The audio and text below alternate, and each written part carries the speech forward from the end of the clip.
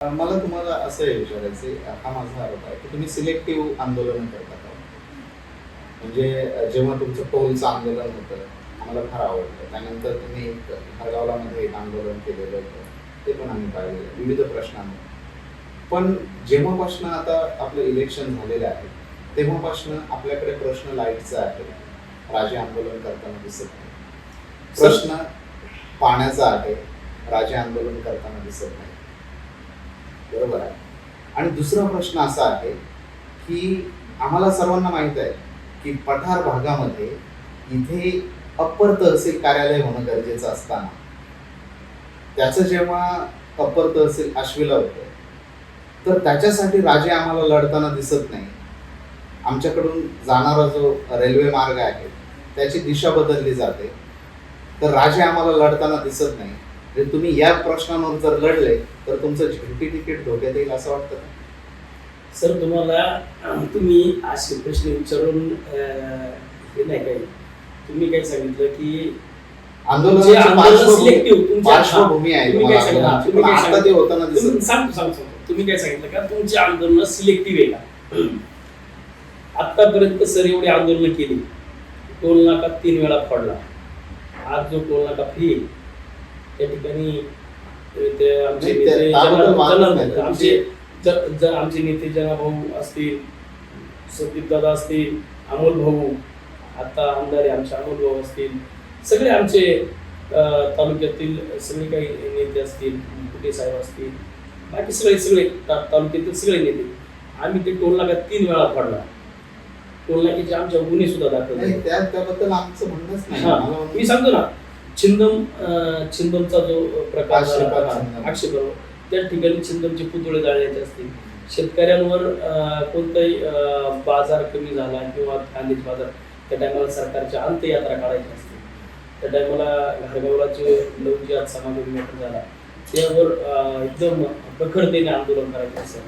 त्या टायमाला आमच्या मराठा मोर्चाचं आंदोलन असेल, आपल्या धनगर समाजाच्या याचं आंदोलन असेल, सगळे टोटल असं कोणतं आंदोलन नाही का त्या आंदोलनात मी नव्हतो. वीज बोर्डाचा प्रश्न, माझ्या मागच्या बातम्या पाहत तुम्ही, वीज बोर्डाच्या याच्यावर मी पेट्रोल स्वतः मी आणि कुटे साहेबांनी अंगावरती पेट्रोल घेऊन त्या ठिकाणी केव्हाच आहे. मी तेच सांगतोय तुम्हाला की लाईटचा प्रश्न तेव्हाच होता असं नाहीये, तो आता पण आहे. मग तेव्हाचे आंदोलन करणारे राजे आता आंदोलन सांगायचं. सर, आम्ही हिंदू हृदय सम्राट बाळासाहेब ठाकरेंनी जे आम्हाला सांगितलं की अन्यायाविरुद्ध लढा, अन्यायाविरुद्ध लढा, मग त्या ठिकाणी आमची सत्ता असो किंवा नसो अन्यायाविरुद्धच लढणार. आता त्या दिवशी या साकूर पठार भागातल्या विजेचा प्रश्न एवढा मोठा भेडसावत होता. त्या ठिकाणी लगेच आंदोलन करायचं त्यापेक्षा आमदार साहेबांना त्या ठिकाणी सबस्टेशन मध्ये घेऊन आलो.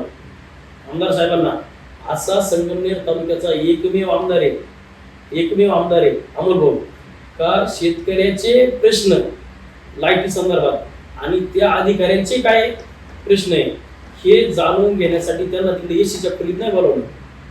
हे जाणून घेण्यासाठी आणि शेतकऱ्यांचे अधिकाऱ्यांचे प्रश्न सोडवण्यासाठी अमोल भाऊ त्या ठिकाणी सबस्टेशन मध्ये साकूरच्या उपकेंद्रामध्ये आले.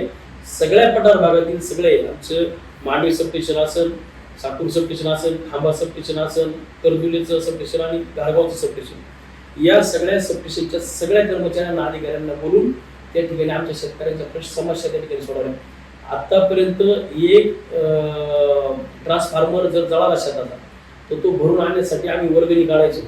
40-50 हजार रुपये आम्ही नाडे वगैरे दिवाळी ते त्या ठिकाणी आम्ही फेजा टाकण्यासाठी आम्ही आंदोलन म्हणजे वर्गणी गोळा करायचो. एवढे शेतकऱ्यांचे त्या ठिकाणी शेतकऱ्यांचे पैसे नसायचे पण, आणि वर्गणी देऊन सुद्धा 8-8 दिवस मोटर डीपी येत नव्हती ट्रान्सफॉर्मर. आज अमोल भाऊच्या त्या आमदार साहेबांच्या त्या दिवशीच्या आढावा बैठकीमुळे आज आमच्या शेतकऱ्याची डीपी जर आज जळाली तर 3 ते 4 दिवसाच्या आत फुकट 1 रुपया ही न घेता त्या ठिकाणी जोडली जाते. हे काम आम्ही केलं. पाण्याच्या प्रश्नासंदर्भात सर तुम्ही बोलता, पाण्याच्या प्रश्नासंदर्भात आम्ही त्या ठिकाणी आमचे नेते, वरिष्ठ नेते, आम्ही त्यांच्याकडे प्रस्ताव घेऊन गेलो. आम्ही 3 वेळा मंत्रालयात गेलो. म्हणजे फक्त आंदोलन करायचं, मी गेलीस जायचं काय मुळानं तिच्या आपल्या किटीवर बसायचं म्हणजे आंदोलन होत नाही. त्यासाठी आतापर्यंत ते जे मुळा नदीचं पाणी आहे हे आतापर्यंत का आलं नाही, हे आतापर्यंत का आलं नाही, त्याला कागदपत्रांच्या काय त्रुटी लावल्या कागद. माझा स्पेसिफिक प्रश्न आहे, राजे आता पाण्याच्या प्रश्नावर आंदोलन करताना दिसत नाही. कोण मला दिसत नाही, कोण मला दिसत नाही? तुम्ही शेतकऱ्यांना विचारा, शेतकऱ्यांना विचारा. त्या ठिकाणी शेतकऱ्यांना संघटित करून घेऊन आम्ही आमच्या नेत्याकडे गेलो, त्या ठिकाणी मंत्रालयात आम्ही गेलो. तुम्ही हे सांगा ना जनतेला का आम्ही त्या पाण्याच्या प्रश्नासंदर्भात आम्ही पाणी म्हणजे तुम्ही म्हणता पाण्याच्या संदर्भात दिसेल आतापर्यंत आम्ही आंदोलन करणारे आम्ही सगळ्यात पुढे पूर्वी तर होते, आता पण आहे ना. आता सुद्धा मंत्रालयात ह्या शेतकऱ्यांना घेऊन मी स्वतः मंत्रालयात गेलेलो आहे. गेले असेल तर धन्यवाद, पण आम्हाला दिसले नाही हे सांगितलं. नाही तुम्हाला कसं दिसल सर? दुसरी गोष्ट तुम्हाला कसं दिसल? आम्ही त्या शेतकऱ्यांना विचारा, तुम्हाला मी नाव देतो शेतकऱ्यांची. दुसरी गोष्ट अशी आहे की तुम्हाला काय वाटतं, अप्पर तहसील साकूरला व्हायला पाहिजे की नाही व्हायला पाहिजे? व्हायला पाहिजे. त्याच्यासाठी काय प्रयत्न करणार? नक्कीच त्या संदर्भात आम्ही आमचे सर्व पदाधिकारी असतील, सर्व ग्रामस्थ असतील आपल्या पाठोपाठातील, त्यांना एक दिवस नक्कीच आम्ही एकत्र बोलावून त्यासाठी प्रयत्न करणार. एक स्पेसिफिक प्रश्न आहे, संविधान मानता की गीता? आम्ही संविधान पण मानतो आणि गीता पण मानतो. दोघांमध्ये चॉईस करायचंय? नाही, आम्ही दोघांनाही मानतो. कोणी मानतो यातले नाही. पुढचा प्रश्न आहे, दोन गोष्टींचं चॉईस करायचंय, अमोल खताळ की सुजय विखे? आमच्यासाठी आदरणीय सुजयदादा विखे पाटील. एक चॉईस नाही चॉईस नाही, मी सांगतो आमच्यासाठी सुजयदादा हे आमचं दैवत आहे, अमोल भाऊ आमचा प्राण आहे, की ज्यांनी या संगमनेर तालुक्याला 40 वर्षाच्या गुलामगिरीतून मुक्त केलं, म्हणून अमोल भाऊ आमचा प्राण आहे. देवेंद्र फडणवीस की राधाकृष्ण विखे पाटील? नाही, आता तुम्ही असं, शेवटी आमचे नेते राधाकृष्ण विखे पाटील. एकाचं नाव सांगायचंय, विरोधकातील आपला आणि आपल्यातील विरोधक. कसं समजलं? विरोधात असून तुम्हाला तुमचा वाटणारा नेता आणि तुमच्यात असून तुमचा विरोधक वाटणारा नेता. नाही सर, म्हणजे असं काही नाही. मी स्वतः असा माणूस आहे की मी विरोधकाला सुद्धा प्रेमानेच हाक मारतो आणि आमच्यातल्याला सुद्धा लहान असो किंवा मोठा असो त्याला सुद्धा त्याच आदबीने किंवा त्याच आपुलकीने जवळ घेतो. मी आजपर्यंत नाही, माझा स्पेसिफिक प्रश्न आहे, विरोधकातील तुमचा वाटणारा कोण? विरोधकातील आमचा वाटणारा कोण हे तुम्हाला आता सांगितलं. आमचं तुम्ही पुढे काहीच होऊन देणार नाही. आणि तुमच्यात राहून तुम्हाला विरोधक वाटणारा कोण? आमच्यात राहून हे आता बोलण्याच्या गोष्टीच नाही. हे आता सांगितलं, तुम्ही आमचा बाजार उठवशाल. नाही, आम्ही कोण बाजार उठवणार? हे इम्पार्शियल आहे, आपण काही कोणाचं टेंडर घेऊन आलेलो नाही. मला एक सांगा, तुम्ही कट्टर बाळासाहेबांचे मग त्यांच्या मुलाला सोडून, उद्धव ठाकरेंना सोडून तुम्ही भाजपमध्ये काय केलं? काही सेटिंग सुटली किंवा काही गणित बिघडत होते? माझं जर भाषण जर तुम्ही ज्या टायमाला आम्ही इकडं आलो त्या टायमाचं भाषण जर बघितलं तर त्या भाषणामध्ये मी स्टेजवरती बोललेलो आहे का आम्ही मागेही शिवसैनिक होतो, आताही शिवसैनिक आहे आणि मरेपर्यंत शिवसैनिक म्हणून राहू. कारण का ते आमच्या धमन्यांमध्ये हिंदू हृदय सम्राट बाळासाहेब ठाकरेंनी जे आम्हाला शिकवलंय ते आमच्यात त्याला काही अर्थ नसतो. एक तर तुम्ही ते असता किंवा तुम्ही नसता. नाही, आता तुम्हाला सांगतो ना का तुम्ही काही प्रश्न काय विचारला मला आता की तुम्ही बाळासाहेबांना एवढं मानता तर त्यांच्या मुलाला उद्धव ठाकरेंना सोडून तुम्ही भाजपमध्ये का गेलात? तुमच्या राजकारणातली काही सेटिंग बिघडत होती? नाही, सेटिंग बिटिंग काय नाही, सेटिंग बिघडायचा विषयच नाही. ज्या थोरात साहेबांना आम्ही आजपर्यंत म्हणजे राजकीय विरोध केला, थोरात साहेबांना विरोध केला, आमच्यावरती आम्हाला काय त्रास झाला असेल तो आमचा आम्हाला माहिती आहे. तो इथं तुमच्या पुढे सांगत नाही, पण आमच्या पुढे जो आम्हाला त्रास झाला तो झाला. पण आतापर्यंत ज्यांना विरोध केला त्यांना मतदान करायचं हे आमच्या गाथ्यात बसत नाही. आतापर्यंत ज्यांना आम्ही विरोध केला होता, मग आता त्यांना मग हे ते एकदम निवडणुकीच्या तोंडावर 2 दिवस आधी ते अगोदरच का केलं नाही?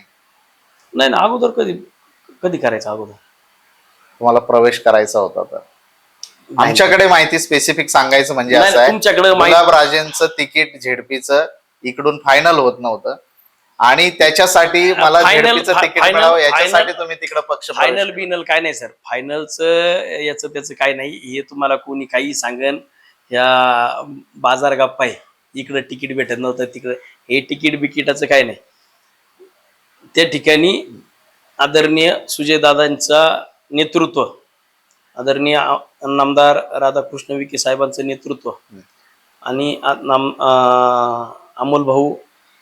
आमदार अमोल भाऊंचं नेतृत्व, त्याचप्रमाणे आमचे नेते आदरणीय जनाभाऊ असतील, आमचे नेते आदरणीय कुटे साहेब असतील, आमचे बाळूदादा असतील, बोलदादा असतील, या सगळ्यांचं नेतृत्वात आम्ही काम करतो. आणि यांना सोडून तिकडं जाणं किंवा ते मतदान करणं हे आम्हाला शोभत नव्हतं. आणि तसे आम्ही या ठिकाणी आमचा साकूर गटातील सगळ्यात महत्वाचं, आमच्या साकूर गटातील आम्ही जेवढे विरोधक आहे, म्हणजे थोरात साहेबांच्या विरोधातले आम्ही जेवढे विरोधक आहे, हे सगळे आम्ही कोणत्याही पक्षात असू, काही असू, पण हे सगळे आम्ही त्यांचे विरोधक म्हणून आम्ही सगळे एकत्र आहे. हा, असं काही नाही आमच्यात साकूर मध्ये इथं आजपर्यंत शिवसेना असन, भाजप असन, हे काही नाही. आम्ही फक्त यांचे विरोधक म्हणून आम्ही सगळे एकत्र आज आहे. तुम्ही त्यांचे जर विरोधक आहात तर प्रवेश करायच्या अगोदरच्या 1 दिवस सहकार महर्षी भाऊसाहेब थोरात सहकारी साखर कारखान्याचे संचालक सन्मान्य इंद्रजित पाटील खेमनर यांच्या घरी रात्री 9 वाजता आपण का गेला होता? कोण म्हणलं गेलो? प्रवेश करायच्या कोण म्हणलं गेलो? दाखवून द्या मला. हे काही सांगू नका उगाच, कुणी काही कोणचं ऐकून. अजिबात गेलो नाही, काय नाही आणि जा हे पण नाही. काही तुम्हाला म्हणलं कोण असं का इकडे गेले तिकडे गेले, हे काय नाही. कदाचित माझा सोर्स चुकीचा असू शकतो. नाही, अजिबात नाही. गेलो नाही, आलो नाही, काय नाही. त्यांच्याशी बोलणं झालं नाही तुमचं. पुढच्या सेगमेंट मध्ये मी हा प्रश्न त्यांना विचारेल की ते आले होते का म्हणून. नाही तसं असं काही नाही. मी त्यांना विचारेल हा प्रश्न, हा, ते आले होते का म्हणून. तुम्ही गेला होतात का? मग तुमची स्नेह भेट पण असू शकते किंवा वेगळंही काही असू शकतं. नाही तसं काय नाही. गेलो काय नाही, असं काही नाही. ओके, ठीक आहे. तुम्ही शिवसेनेचे कार्यकर्ते, शिवसेनेचे पदाधिकारी, तुमच्यामध्ये ग्रुप अमर कतारी ग्रुप किंवा जना आहेर ग्रुप, परंतु तुम्ही सेना म्हणून कधी काम केलं नाही असं लोकांचं म्हणणं होतं. तुम्हाला म्हणायचे विखे सेना आणि त्यांना म्हणायचे थोरात सेना, असं का? सर, हा प्रश्न खऱ्या अर्थानं छान झालं तुम्ही हा प्रश्न विचारला. कारण का ज्या टायमाला आम्ही काम करायचो, आदरणीय जनार्दन पाटील आहेर आमचे नेते, जे तालुका प्रमुख होते, आदरणीय कुटे साहेब असतील, ज्या टायमाला शिवसेनेचं आम्ही काम करायचो, त्या टायमाला आमच्या विरोधातले जे काँग्रेसवाले होते, तर काँग्रेसकडून म्हणजे आम्ही सत्तेत तालुक्यामध्ये आम्ही कुठंच सत्तेत नव्हतो. तालुक्यामध्ये सत्तेत कुठंच नसायचो. वर पण म्हणजे याच्यात नसायचो कधी जास्त. आणि त्या टायमाला आमच्या सगळ्या म्हणजे आमच्यासारख्या शिवसैनिकांना आमची कामं करायची कुठून? आमच्या सगळ्या लोकांची समजा कार्यकर्त्यांची कामं असतील, हे असतील, ही कामं कुठून करायची? मग जर आम्हाला कामं करायची वेळ जर ज्या टायमाला यायची, तर कार्यकर्त्यांच्या सगळे कामं आमची कार्यकर्त्यांची जी कामं होती, ही आदरणीय नामदार राधाकृष्ण विखे साहेबांच्या माध्यमातून त्या ठिकाणी आम्हाला करावं लागायची. कारण का आमच्या शिवसैनिकांची सगळी कामं जी आमच्यापर्यंत यायची, ती आम्ही तर काही यांच्याकडे काँग्रेसवाल्यांकडे जाऊ शकत नव्हतो किंवा काय नव्हतं. मग ते सगळे कामं करायला आम्हाला नामदार साहेबांकडेच जावं लागायचं. आणि पहिल्यापासून त्या ठिकाणी आम्ही जरी शिवसेनेचं काम करत होतो, पण आम्ही पहिल्यापासून नामदार राधाकृष्ण विखे साहेबांचे, आदरणीय सुजयदादांचेच कार्यकर्ते होतो. आम्ही शिवसेनेत होतो, पण कार्यकर्तेच्या जी काही कामं असायची ती कामं शेवटी आमची तिकडूनच व्हायची. आणि आम्हाला जो काही राजकारणात जो तुम्ही म्हणता गॉडफादर लागतो, तर आम्हाला स्थानिक या ठिकाणी राजकारण करत असताना आम्हाला नामदार साहेबांच्या माध्यमातूनच सगळं काही करावं लागायचं. ते जर त्यांचा आधार नसता तर हे नव्हतं. म्हणून आम्हाला सगळे त्या ठिकाणी कायम राजकारणात आम्हाला पेपरला बातमी यायची काय, जनार्दन पाटील आहेर आणि मी काही असलं का म्हणजे आम्हाला टोन पण मारली जायची, विखे सेना ही आम्ही ते accept करायचो. तुमच्या वरिष्ठ नेत्यांना हे माहित होतं काय की तुम्ही शिवसेनेमध्ये राहून विखेंचं काम करताय असं? ना विखेचं अहो साहेब, शेवटी सर त्या ठिकाणी विखे साहेबांच्या माध्यमातूनच आमची इकडले प्रश्न सुटत होते. कार्यकर्ते काही डायरेक्ट मुंबईपर्यंत किंवा इकडं मोठ्या नेत्यांपर्यंत जात नव्हते. आम्हाला कोणत्याही कार्यकर्त्याचं काम करायचं ठरलं तर आम्हाला शेवटी विखे साहेबांच्याच माध्यमातून ते कामं करावं लागायचे. म्हणून त्या ठिकाणी आम्ही पहिल्यापासून जरी शिवसेनेत होतो पण तरी आम्ही विखे साहेबांचेच कार्यकर्ते होतो, हे मात्र तेवढंच खरं. आणि मग आता कोणतीही अडचणी आमच्यासाठी अर्ध्या रात्रीला सुजयदादा उभे राहायचे. मग आता भाजपचं काम प्रामाणिकपणे चालू आहे. हो, प्रामाणिकपणे. मग भाजप तुमचा पक्ष आहे की विखे तुमचा पक्ष आहे? आता शेवटी विखे पाटील सांगतील तो निर्णय आमचा. शेवटचा प्रश्न की तुम्ही तरुणांना काय संदेश द्याल? तरुणांनी राजकारणात यावं का? नाही, राजकारण हे नक्कीच चांगलं आहे. राजकारण हे समाजकारण आहे आणि राजकारणामध्ये तरुणांनी आलंच पाहिजे. कारण का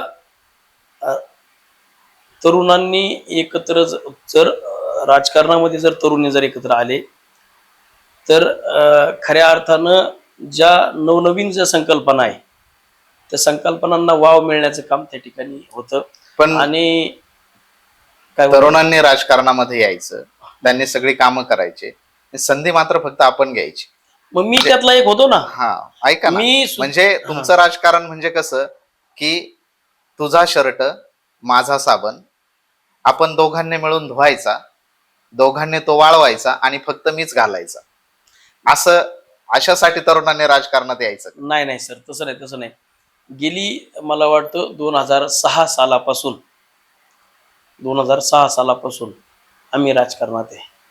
मला वाटतं 2007 साली मी शाखा प्रमुख झालो बेरेवाडीचा. 2007 साली तेव्हापासून आतापर्यंत आम्ही हेच हेच कष्ट करीत आलोय. असं काही नाही का लगेच आला, मला कोणता राजकीय वारसा नाही. माझा बाप मी सांगतो ना, मग तेच सांगतो ना, तरुणांनी म्हणजे मी त्यातला एक तरुण आहे.